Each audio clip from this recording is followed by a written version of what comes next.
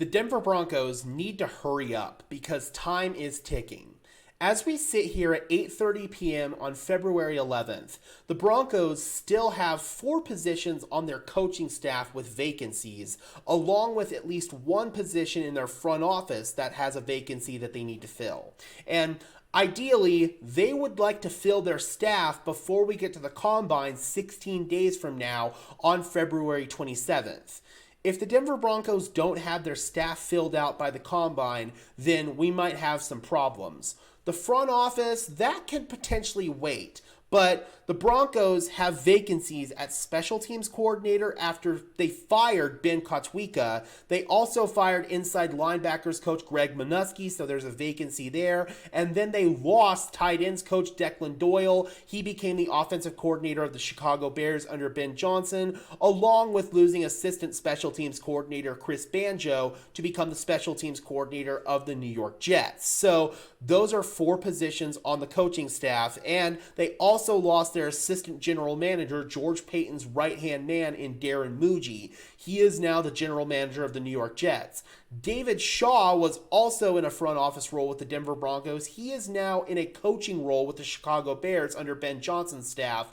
That's a role that I'm not as worried about them replacing because they basically made up a role for David Shaw when he got here. They wanted to add him to the front office in some capacity, so they just gave him like a senior personnel executive title or whatever it was, and they brought him in, and he had various duties, but he didn't exactly have a title that the Denver Broncos can't do without, essentially. So David Shaw, I'm not worried about replacing him, but they do have to replace Darren Muji. George Payton needs an assistant GM, and he does have a couple of other right-hand people that could be in play here. Cody Rager, he came over from the New Orleans Saints. He's got some executive experience with them, and a name to really keep an eye on is Kelly Klein. She has been George Payton's right-hand woman ever since he got here as general manager.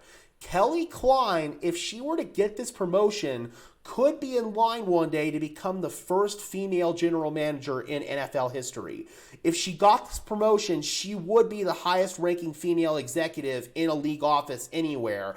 That would be really cool, and I actually think Kelly Klein is very much qualified for the job. She has been involved in a lot of personnel decisions, good personnel decisions that the Denver Broncos have made. She's been one of George Payton's sounding boards and voice of reason.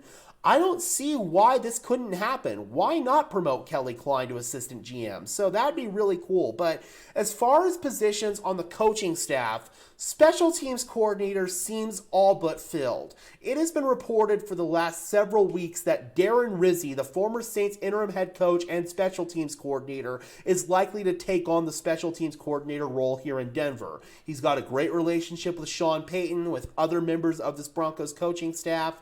It makes all the sense in the world. The reason why it hasn't happened yet is because Rizzi was holding out hope that he could land the full-time head coaching gig for the New Orleans Saints. Kellen Moore was officially named the head coach of the Saints today, so that took Rizzi out of the equation.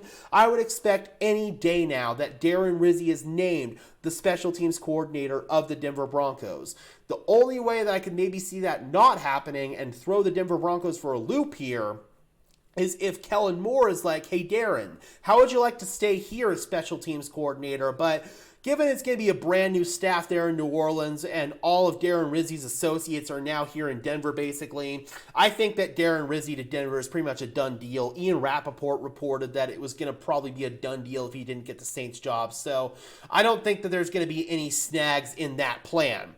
But you still have to find out who his assistant special teams coordinator is going to be. Then you've got to fill your tight end coach position, and you've got to fill your linebackers coach position. And ideally, all of those positions are filled before the Combine 16 days from now. All right, Broncos country, let me know in the comment section below. How concerned are you that the Denver Broncos haven't filled some of these positions on their coaching staff? And do you feel confident that they will get it done before the Combine? Drop those comments down below, guys. I would love to hear from you as always. Be sure to leave a like on this video as well as subscribe to the channel. I would really appreciate it, guys. Those are both free and easy ways to show your support. It helps tell YouTube's algorithm to push us out, and it helps us get seen by more and more members of Broncos country just like you and me. And until next time, guys, I am your host, Gage Madrid, saying peace out.